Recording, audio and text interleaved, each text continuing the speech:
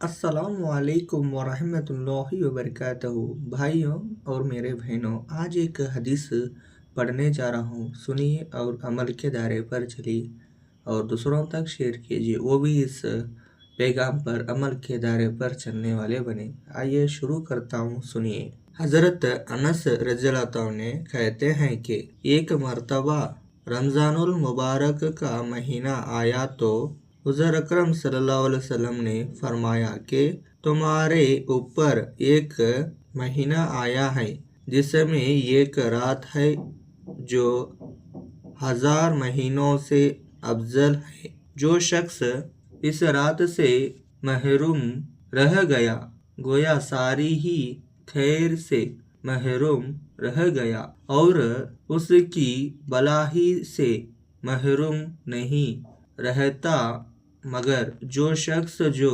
हकीकत महरूम ही है। ये थी आज की एक नेक पैगाम।